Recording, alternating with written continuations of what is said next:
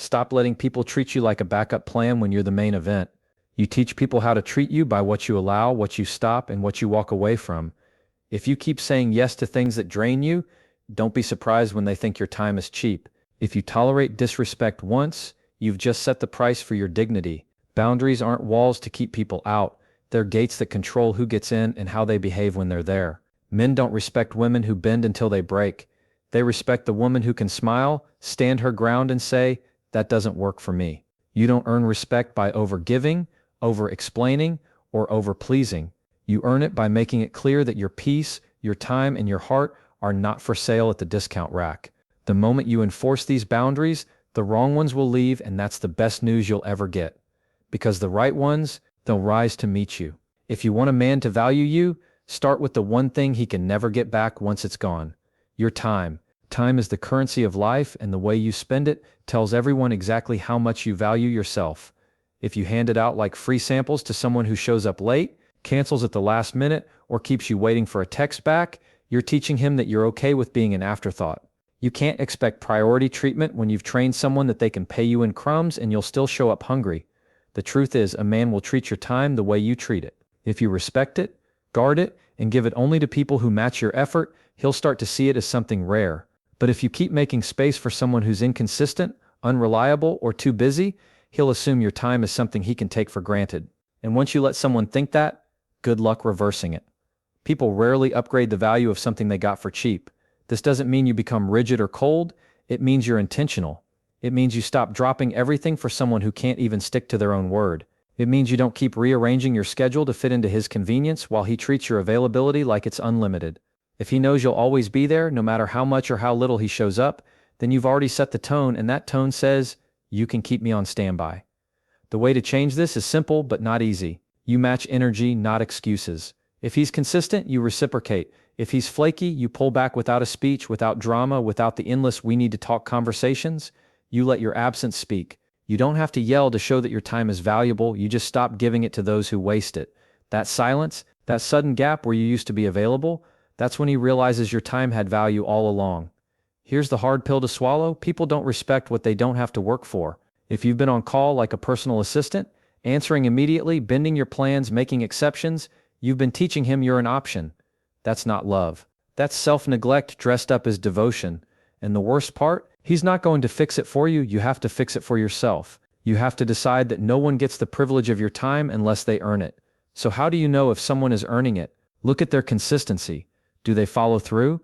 Do they plan in advance? Do they keep their promises without you having to remind them?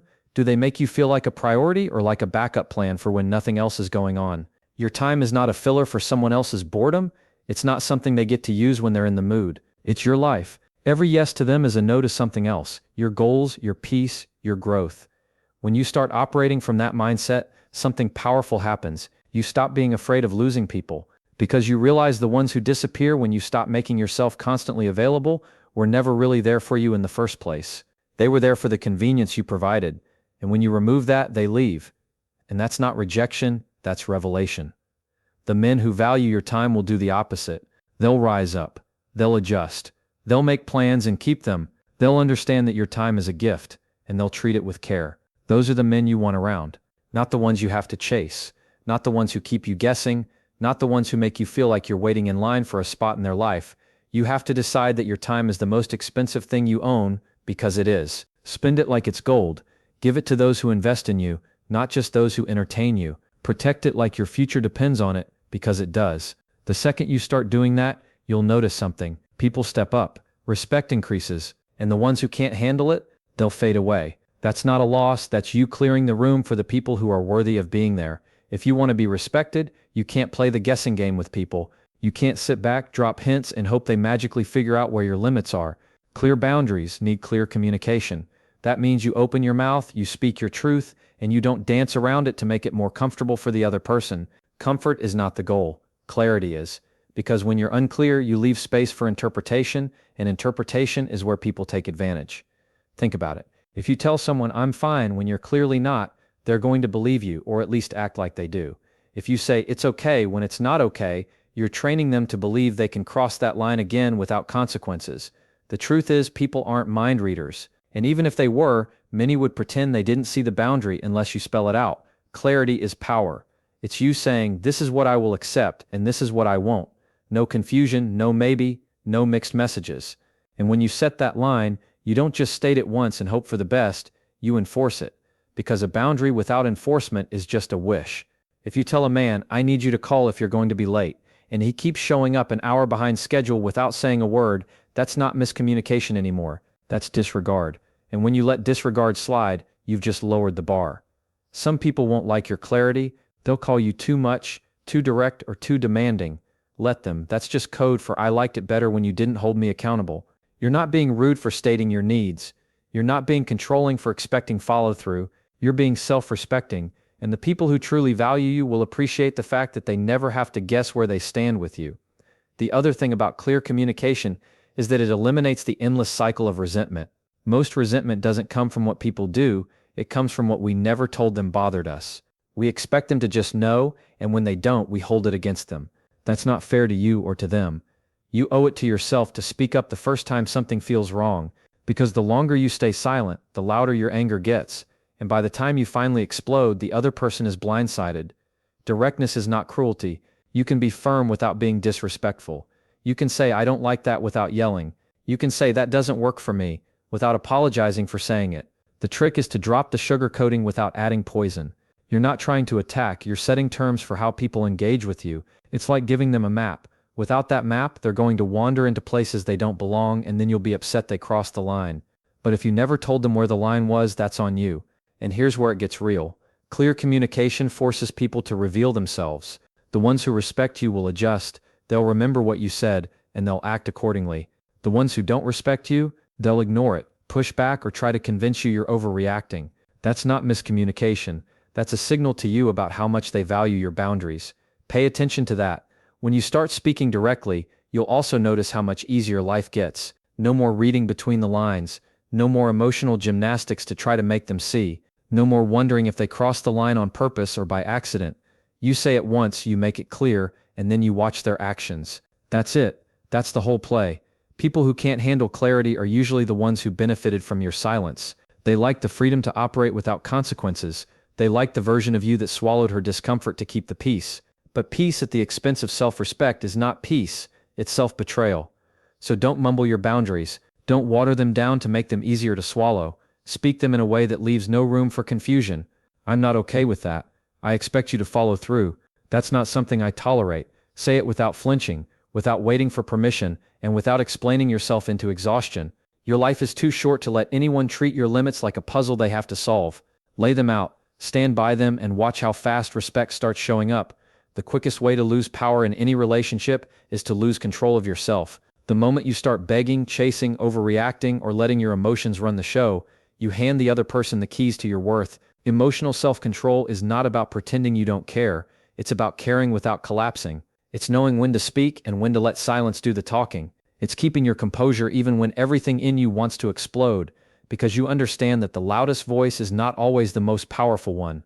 When someone disrespects you, your first instinct might be to react, to prove your point, to defend yourself, to make them understand. But here's the truth. The more you react, the more you reveal. You're showing them exactly where your buttons are and how to push them.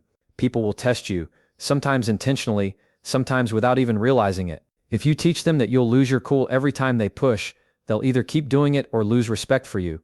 Self-control is like armor. It doesn't mean you don't feel the hit, but it means it doesn't pierce you. You might be hurt, frustrated, or disappointed, but you don't let those emotions drive your next move. You pause, you breathe, you give yourself the space to decide how you want to respond instead of letting adrenaline and pride make the choice for you. That pause is where your power lives. There's something magnetic about a woman who doesn't crumble under pressure. A woman who can listen to something offensive or disappointing and still keep her tone steady. A woman who doesn't need to yell to make her point. She doesn't play emotional tug of war. She doesn't try to win every argument. She wins by refusing to be dragged into the mud in the first place. That kind of control makes people think twice before crossing you, not because they're afraid of your temper, but because they respect your strength. When you let emotions run unchecked, you end up in cycles you don't want to be in. You say things you regret. You give more than you should. You try to prove your worth to someone who's already decided how they see you, and when the dust settles, you're left drained, wondering how you got pulled so far away from yourself. Self-control stops that before it starts. It gives you the discipline to walk away from the wrong fight, to stay silent when your words would fall on deaf ears, and to only invest in conversations that can lead to solutions. This isn't about being emotionless, it's about being intentional with where you put your energy. Not every comment needs a response. Not every action needs to be confronted in the moment. Sometimes the most powerful move is no move at all. When you keep your emotional composure, you're sending a message: I decide how I show up. You don't get to pull me out of character. It also shifts the dynamic in your favor. When you're calm, you're in control of the pace. You can observe more clearly, think more strategically, and decide what's best for you without the fog of anger or desperation. You can choose whether this situation even deserves a reaction, and if it does, you can choose the kind that aligns with your values, not just your impulses. That's how you stay in the driver's seat instead of letting someone else steer your emotions. Here's the reality: people respect what they can't easily shake. If they can't make you crumble with a few words, they have to approach you differently. If they can't bait you into an argument, they have to find another way to communicate. You're forcing them to meet you at your level instead of dragging you down to theirs. That shift alone changes how you're treated, because it tells them your emotions are yours to manage, not theirs to manipulate. The strongest people aren't the ones who never get emotional, they're the ones who master the art of holding it together long enough to make the right choice. That doesn't mean you never confront disrespect. It means you choose the right time, the right words, and the right energy to do it. Because when you walk into a situation with control over yourself, you've already won half the battle before the conversation even starts. So stop letting anyone else pull the strings on your feelings. Stop giving your power away by reacting in ways that don't serve you. The next time someone tries to push you, remember this: your value isn't proven by how loud you can get, it's proven by how steady you can stay. Keep your tone, keep your posture, keep your focus, because the one who controls herself controls the room. Some things in life you can compromise on: where to eat dinner, what movie to watch, what color the walls should be, but there are core values that are non-negotiable. The second you bend on those, you start chipping away at your own self-respect, and once that's gone, everything else follows. Your values are the foundation of who you are. They're the rules you live by, the lines you won't cross, and the promises you keep to yourself. If you trade them just to keep someone, you've already lost far more than the relationship is worth. The problem is, people often mistake flexibility for weakness. You show understanding once, and they think you'll bend again. You give a pass on something you said was important, and they start pushing further, testing how far they can go before you break. And if you keep moving the line, there's no line anymore. You've basically told them your boundaries are just suggestions, and suggestions don't get respected, rules do. You have to be clear with yourself before you're clear with anyone else. What are the values you refuse to sacrifice? It might be honesty, it might be loyalty, it might be mutual respect. Whatever they are, they're not up for negotiation. If lying is a deal breaker, then one lie, no matter how small, gets addressed. If trust is essential, then broken trust has consequences. The moment you ignore those consequences to keep the peace, you've set the tone that peace matters more than principle. But peace without principle is fake peace, and it doesn't last. Standing on your values will cost you. You might lose people, you might have uncomfortable conversations, you might have to walk away from someone you wanted to believe in, but the cost of compromising them is far higher. Every time you look in the mirror, you'll feel that small sting of knowing you sold yourself out. And the more you do it, the harder it is to come back from. People who chip away at their values for approval end up living in resentment toward themselves and toward the people they allowed to cross them. When you hold your values, you're not being stubborn for the sake of it, you're being consistent. You're saying, I am who I say I am. That consistency builds trust with others, yes, but more importantly with yourself. You start to trust that you will protect your own dignity no matter what. And when you have that kind of self-trust, you stop being afraid of losing anyone who doesn't match it.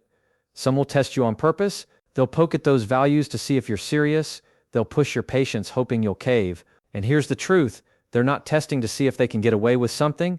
They're testing to see how much you value yourself. If you fold, they'll know your limits are negotiable. If you hold the line, they'll know they can't play with you. There's a different kind of respect that comes from someone realizing they can't buy you with charm, sweet words, or empty promises. It's the respect of knowing you're solid, that you mean what you say, and that no amount of pressure will make you betray yourself. That's when people start showing up differently. They either step up to meet your standards, or step out because they can't, and either outcome works in your favor. This doesn't mean you're inflexible about everything. It means you know the difference between a preference and a principle.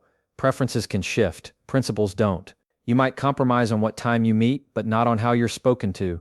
You might compromise on how a problem gets solved, but not on whether honesty is part of the solution. That's the difference between adapting and abandoning yourself. The more you live by your values, the more magnetic you become to people who share them. You don't have to preach them or force them on anyone. You live them and the right people recognize it. They feel safer around you because they know you won't lie to them, betray them, or tolerate being lied to or betrayed. That consistency is rare and rare things are respected. So decide now what your non-negotiables are. Write them down if you have to. Keep them so ingrained in you that when someone tries to push past them, your instinct is to hold the line no matter what. It's not about being hard to deal with. It's about being impossible to play. When you live that way, the people who belong in your life will stay, the ones who don't will leave, and you'll be left with something priceless, the knowledge that you didn't lose yourself trying to keep anyone else. The most powerful boundary you can ever set is the ability to walk away without fear, not threaten to walk away, not use it as a manipulation tactic. Actually walk when respect is gone, when your standards are broken, when the treatment no longer matches your worth. That moment changes everything, because the person on the other side realizes you're not tied to them by desperation, comfort, or fear of being alone. You're tied to yourself first. Walking away isn't about punishing someone, it's about protecting yourself. It's not a game where you hope they'll chase you, apologize, or beg you to come back. It's a decision that says, I choose my peace over your chaos. I choose my self-respect over your comfort. I choose to lose you rather than lose myself. And the moment you operate from that mindset, you become someone people think twice about mistreating. The reason walking away is so powerful is because it's rare. Most people stay. They stay hoping the other person will change. They stay because they've invested too much time. They stay because they're scared of starting over. And the person who keeps crossing the line knows it. They know you're not going anywhere, so why would they change? Why would they put in effort when the lack of effort has no real consequence? When you make it clear that you can and will leave if the line is crossed, you shift the balance. You stop being predictable. You stop being easy to keep without earning it. That doesn't mean you walk out at the first sign of conflict. Relationships require patience, understanding, and effort.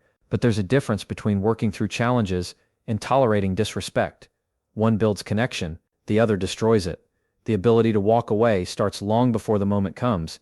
It's built by knowing your worth, setting your boundaries, and living by your non-negotiables. It's built by having a life outside of that relationship. Friends, goals, passions, independence. Because when your whole world revolves around one person, the thought of losing them feels like losing yourself. But when you have a strong sense of self, you understand that losing someone isn't the end of you. It's just the removal of what no longer serves you. Some people will try to call your walk away cold or heartless. They'll say you gave up too easily. But the truth is, they don't understand the quiet strength it takes to leave something you wanted to work. Walking away isn't the easy choice. It's the brave one. It's looking at someone you care about and saying, I won't allow you to treat me like this, even if it means losing you. That's not cold. That's self-preservation. Here's what happens when you have the courage to leave. You stop attracting people who think they can test you endlessly. You stop entertaining half-effort. You stop sending the message that you can be convinced to stay in a situation that hurts you. Instead, you start attracting people who value your presence because they know it's not guaranteed. They know they have to show up because you don't hand out endless chances. And here's the part that stings. Sometimes walking away won't bring them back. Sometimes they'll let you go. That's where your strength really gets tested. You have to be willing to accept that not everyone is meant to stay, and not everyone is willing or able to rise to your standard. But that's the point. If they can't or won't treat you right, why would you want them to stay? The ability to walk away is freedom. Freedom from begging for love. Freedom from repeating the same conversation about respect you've already had 100 times. Freedom from hoping someone will wake up one day and realize your worth. It's the confidence that you don't need them to see it, you already know it. So never underestimate the power of distance. Sometimes it's the only thing that makes people see what they had. Sometimes it's the only thing that makes them realize you weren't bluffing. And sometimes it's what finally clears the space for the right person to show up. At the end of the day, the people who truly value you will never risk losing you. The ones who don't, you won't have to push them out. They'll remove themselves when they realize you won't settle. And that's exactly how it should be. Because when you can walk away without fear, you stop chasing people and start attracting the ones who will do anything to stay. Respect isn't something you ask for over and over until someone finally gives it to you. It's something you command by the way you live. When you guard your time, you teach people it's valuable. When you communicate your limits clearly, you remove the guessing game and set the rules of engagement. When you control your emotions, you keep your power instead of handing it away. When you hold firm to your core values, you show the world that your self-respect is not for sale. And when you have the courage to walk away without fear, you make it impossible for anyone to mistake you for someone they can play with. These boundaries aren't walls to keep people out. They're filters that allow the right ones in. They strip away the ones who are only there for convenience, leaving space for those who show up with consistency, effort, and respect. You won't need to chase or convince anyone because your presence will speak for itself. You'll stop wasting energy on proving your worth and start attracting people who recognize it from the start. The truth is, the moment you start living like you mean it, everything changes. Not because the world suddenly becomes kinder, but because you stop giving access to the people who aren't. You'll notice how much lighter life feels when you don't keep bending to fit someone else's comfort zone. You'll notice how much more confident you feel when you keep your own promises to yourself. It's not about being perfect or untouchable, it's about being intentional. You decide what you allow, what you stop, and what you walk away from. You stop treating respect like a favor and start treating it like the standard, and once that becomes your baseline, you'll never go back. Because the truth is, people value what they can't take for granted, and when you live by these 5 boundaries, you'll stop being an option and start being a choice, the kind of choice people work to keep.